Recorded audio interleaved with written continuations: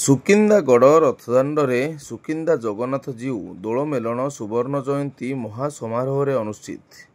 Sukinda block ଅନ୍ତର୍ଗତ ସୁକିନ୍ଦାଗଡ଼ ରଥଦାଣ୍ଡରେ ମହା ଆଡ଼ମ୍ବରରେ ଶାନ୍ତି ଶୃଙ୍ଖଳାରେ ସୁକିନ୍ଦା ଜଗନ୍ନାଥ ଜୀଉ ଦୋଳ ମେଲଣ ସୁବର୍ଣ୍ଣ ଜୟନ୍ତୀ ମହାସମାରୋହରେ ଅନୁଷ୍ଠିତ ହୋଇଥିବା ଦେଖିବାକୁ ମିଳିଛି। ସୂଚନା ମୁତାବକ ଚଳିତ ବର୍ଷ 50 ବର୍ଷ ପୂର୍ତ୍ତି ଅବସରରେ ସୁକିନ୍ଦା ଜଗନ୍ନାଥ ଜୀଉ ଦୋଳ ମେଲଣର ସୁବର୍ଣ୍ଣ ଜୟନ୍ତୀ ସମାରୋହ ଅନୁଷ୍ଠିତ ହୋଇଥିଲା। ଆୟୋଜକ କମିଟିର ସଭାପତି ସତ୍ୟନାରାୟଣ ବେହୁରାଙ୍କ ସହିତ ସ୍ଥାନୀୟ ଯୁବକମାନଙ୍କ ସହଯୋଗରେ ଜଗନ୍ନାଥ ଜୀଉ ଦୋଳ ମେଲଣ କାର୍ଯ୍ୟକ୍ରମ ବୁଧବାର ସନ୍ଧ୍ୟା 6 ଘଟିକା ଠାରୁ ଆରମ୍ଭ ହୋଇ ଗୁରୁବାର ସକାଳ 5 ଘଟିକା ପର୍ଯ୍ୟନ୍ତ ଜାରି ରହିଥିଲା।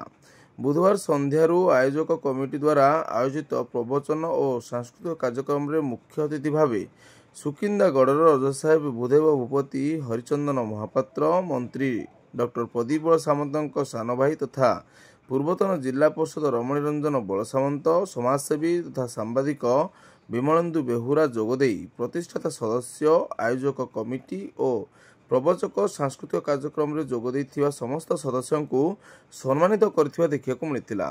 ଏହି ବିଶେଷ କାର୍ଯ୍ୟକ୍ରମରେ ସ୍ଥାନୀୟ ଅଞ୍ଚଳର 11 ଗୋଟି ବିମାନ ଯୋଡ଼ି ହୋଇଥିବା ବେଳେ ଶଙ୍କର୍ଷଣ ରଣାଙ୍କ ବିମାନ ପ୍ରଥମ ସ୍ଥାନ ଅଧିଗ୍ରହଣ କରିଥିବା ବେଳେ ଅନ୍ୟ ବିମାନଗୁଡ଼ିକୁ କମିଟି ପକ୍ଷରୁ ସମ୍ମାନିତ କରାଯାଇଥିଲା। ଅବସରପ୍ରାପ୍ତ ଇଂରାଜୀ ପ୍ରାଧ୍ୟାପକ ରାଜକିଶୋର ଆଚାରୀ ସଭା ପରିଚାଳନା କରିଥିବା ବେଳେ ଶେଷରେ ସୂର୍ଯ୍ୟକାନ୍ତ ପାତ୍ର ଧନ୍ୟବାଦ ଅର୍ପଣ କରିଥିବା ଦେଖିବାକୁ ମିଳିଛି।